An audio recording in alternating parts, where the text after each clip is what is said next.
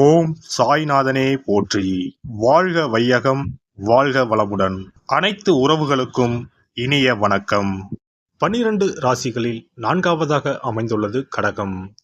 பொதுவாக கடக ராசியில் பிறந்த அனைவருமே நல்ல குணம், அமைதி, ஒழுக்கம், இரக்க குணம் கொண்டவர்களாக இருப்பார்கள். தாயின் அக்கறை, விட்டு கொடுத்தல், தியாகம் ஆகிய குணங்கள் இவர்களிடம் இருக்கும். மற்றவர்களுக்கு ஓடி வந்து முதல் ஆளாக உதவி செய்வதில் இவர்களை மிஞ்சுவதற்கு ஆளே கிடையாது. வாழ்க்கையில் தனக்கென ஒரு தனி கொள்கை வகுத்து கொண்டு அதன்படி வாழ்பவர்கள். கடகராசியில் பிறந்த பெண்கள் எப்போதும் தங்களுக்கென்று ஒரு கடமை இருப்பதாக நினைத்து செயல்படக்கூடியவர்கள். உலகத்தில் உள்ள சிறந்த தாய் யார் என தேடி பார்த்தால் அவர்கள் நீங்கள்தான். தங்கள் பிள்ளைகளுக்காக எதையும் தியாகம் செய்யக்கூடியவர்கள், மிகவும் மென்மையாகவும் எளிதில் அணுகக்கூடியவர்களாகவும் இருப்பீர்கள். ஆனால் தங்களுக்கென்று வரும்போது துணிந்து போராடவும் தயங்க மாட்டீர்கள்.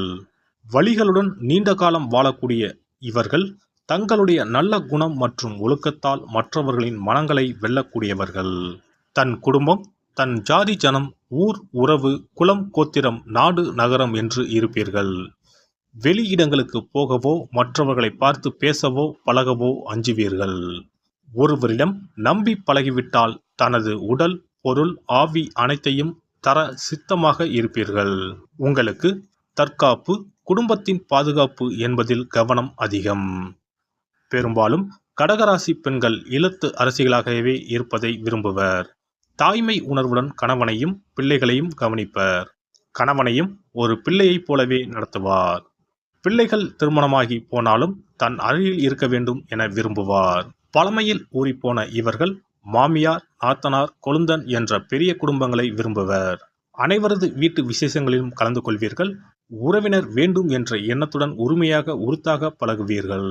இவர் மட்டும் வீட்டில் இருக்க மற்ற பெண்கள் வெளி வேலைக்கு போனாலும் இவர் அவர்களை சந்தோஷமாக அனுப்பிவிட்டு வீட்டில் இருந்து தனது வேலைகளை மகிழ்ச்சியுடன் பார்ப்பார். இவரிடம் போட்டி பொறாமை இருக்காது. தாய்மை பண்புக்கு தீய எண்ணம் கிடையாது அல்லவா? இவர் குடும்பத்தின் குத்துவிளக்கு, சிறந்த ஆலோசகர், வழிகாட்டி, பெண்களின் முன்மாதிரி, மற்றவர்களின் துன்பங்களை துடைப்பவர். வீடுதான் இவருக்கு சொர்க்கம், பாதுகாப்பு கோட்டை. அதில் இவர் ஒரு முடிசூடா மகாராணி. கடகராசி பெண்கள் நிறைய வீட்டு வேலைகள், வீடு அல்லது குடும்பம் சார்ந்த வேறு பல வேலைகளை பிரியத்துடன் செய்வார். அதே சமயம் வாயு, வேகம், மனோ வேகத்தில் இவர்கள் கற்பனை செய்வர். அழகழகாக கோலம் போடுவார். தோட்டத்தை அழகாக பராமரிப்பார்.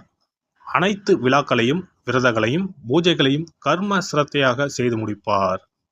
பெரியவர்களை மதிக்கும் இவர்கள் மூத்தோர் சொன்ன சாஸ்திர சாங்கியங்களை சரியாக செய்வார். சாமி பாட்டு, ஸ்லோகம் போன்றவற்றை மனதுக்குள் சொல்லிக்கொண்டே வேலைகளை செய்வார். இவர் வீட்டு வேலை, தையல் வேலை, தோட்ட வேலை என்று எதை செய்து கொண்டிருந்தாலும் மனதுக்குள் ஏதேனும் சிந்தனை அல்லது கற்பனை ஓடிக்கொண்டே இருக்கும். கவலைகளை பிறரிடம் சொல்லாமல் தனக்குள்ளே புதைத்து கொள்வார்.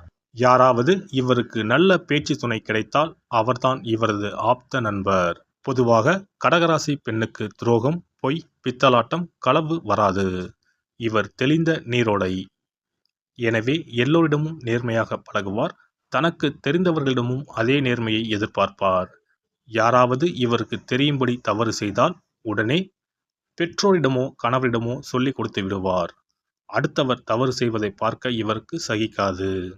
உடனே அவரை திருத்தி நல்வழிப்படுத்த வேண்டும் என்று நினைப்பாரை தவிர அவரது குற்றத்தை பறைசாற்ற மாட்டார், தூற்ற மாட்டார், புறம் பேச மாட்டார்.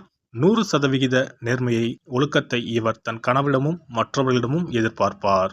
தன்னிடம் எதையாவது மறைத்தால் கடலை போல் பொங்கி எழுவார். சாக துணிவார். உலகமே இருண்டு விட்டதைப் போல கலங்கி அழுவார். கடகராசி பெண் சமையலில் கெட்டிக்காரர். எத்தனை பேர் வீட்டுக்கு விருந்தினர் வந்தாலும் நன்கு சுவையாக சமைத்து அழகாக பரிமாறி விடுவார்.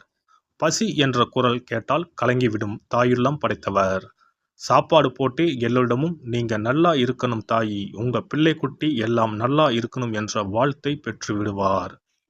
விதவிதமான ஊறுகாய், விதவிதமான பொடிகள், விதவிதமான வற்றல், வடகம் என்று வீட்டில் பல வகை உணவுகளை தயார் நிலையில் வைத்திருப்பார். புது புது உணவுகளை சமைத்து பார்ப்பதில் ஆர்வம் உள்ளவர். கடகராசி பெண் இரவில் பார்க்க மிகுந்த அழகுடன் கலையாக தோன்றுவார். பௌர்ணமி நாட்களில் படு உற்சாகமாக இருப்பார். அமாவாசை தினம் வரும்போது மனச்சோர்வுடன் இருப்பார். இரவில் இவருக்கு தூக்கம் வராது. ஏதாவது கற்பனை செய்து கொண்டே படுத்திருப்பார். இரவில் படம் வரைவது, பாட்டு கேட்பது, எழுதுவது, படிப்பது என்றால் இவருக்கு மிகவும் பிடிக்கும். பெரிய பெரிய புத்தகங்களை வாசித்துக் கொண்டே இருப்பார் அல்லது விடிய விடிய பழைய படங்களை பார்ப்பார். கடகராசி பெண்ணுக்கு காமத்தில் அதிகம் ஈடுபாடு கிடையாது. அவர் அதிலும் பழைய பஞ்சாங்கமாகவே இருப்பார்.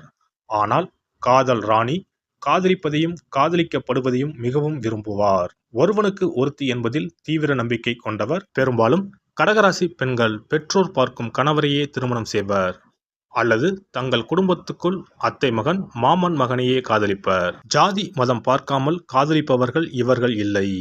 ஜாதகத்தில் சனி, ராகு, கேது சேர்க்கை, சந்திரன் அல்லது லக்னத்திற்கு 7ஆம் இடத்தில் இருந்தால் கலப்பு திருமணம் நடக்கும். அதற்கு பிறகு ஏதேனும் ஒரு மதம் அல்லது ஜாதிக்குள் நிற்பார். கடகராசி பெண்கள் பெரும்பாலும் சம்பளத்துக்கு வேலைக்கு போக மாட்டார். அவர் வேலைக்கு போனாலும் அது அவரது மனதுக்கு திருப்தியாக அமைய வேண்டும். பணியிடமும் அவருக்கு ஒரு வீடு போலதான். அங்கும் உயிரை கொடுத்து வேலை செய்வார். சம்பளம் இவருக்கு ஒரு பொருட்டே அல்ல. அலுவலகம் அல்லது பணியிடம் இவருக்கு முக்கியம். இவர் கற்பனைத்திறம் உள்ளவர் என்பதால் கதை, கவிதை எழுதி சிறப்படையலாம். தோட்டம் அமைத்தல், செடி வளர்த்தல், கனி மரம் வளர்த்தல் போன்ற துறைகளில் ஈடுபடலாம். அழகு சார்ந்த தொழில்களை செய்யலாம். வெளியே அலுவலகத்துக்கு போகாமல் ஆன்லைனில் செய்யக்கூடிய தொழில்கள் எதையும் செய்யலாம். அதுவும் அவர் வீட்டு வேலைகளை முடித்துவிட்டு ஓய்வாக இருக்கும் நேரம் மட்டும்தான் செய்வார். மக்களுக்கு நன்மை செய்ய நினைக்கும் அரசியல்வாதி கூட ஆகலாம். கடகராசி பெண்ணுக்கு சிக்கனமும் சேமிப்பும் 2 கண்கள் ஆகும். வீட்டில் சிறுவாடு சேர்த்தல் என்பது இப்பெண்களின் பிறவி பழக்கம் ஆகும். ஒரு பைசா கூட வீணாக்காமல், கடையில் தேவையில்லாமல் எந்த பொருளையும் வாங்காமல் சிக்கனமாக இருப்பார். பிள்ளைகளுக்கும் பெரியவர்களுக்கும் வீட்டில் பண்டங்களை செய்து கொடுப்பார். அனாவசியமாக செலவு செய்ய மாட்டார். கோயில்களுக்கு குடும்பத்துடன் அதிகம் போக விரும்புவார். ஆடம்பர செலவை அறவே வெறுப்பார். திடீரென ஏதேனும் மருத்துவ செலவு வந்துவிட்டால் என்ன செய்வது என்று அஞ்சுவார். கையில், பையில், பெட்டியில், வங்கியில் என்று பல இடங்களில் பணத்தை சேமித்து வைப்பார். ஒன்று கிடைக்கவிட்டாலும் இன்னொன்று அவசரத்திற்கு கிடைக்கும் அல்லவா என கருதுவார். அவசர தேவைக்கு இவரது உறவினர்களோ நண்பர்களோ கேட்டால் கொடுத்து உதவுவார்கள். மொத்தத்தில் இவர் ஒரு சிக்கன திலகம். எல்லாம் வல்ல இறையருளால் நீங்களும் உங்கள் அன்பு குடும்பமும் உடல் நலம், நீளாயுள், நிறை செல்வம், உயர் புகழ், மெய்ஞானம் ஓங்கி வாழ்க வளமுடன். இந்த வீடியோ பதிவு உங்களுக்கு பிடித்திருந்தால் லைக் பண்ணுங்க, கமெண்ட் பண்ணுங்க, ஷேர் பண்ணுங்க. மறக்காம சப்ஸ்கிரைப் பண்ணுங்க. பக்கத்துல இருக்கிற பெல் பட்டனை கிளிக் பண்ணுங்க. நன்றி, வணக்கம். ஓம் நமச்சிவாய. சிவாய நம.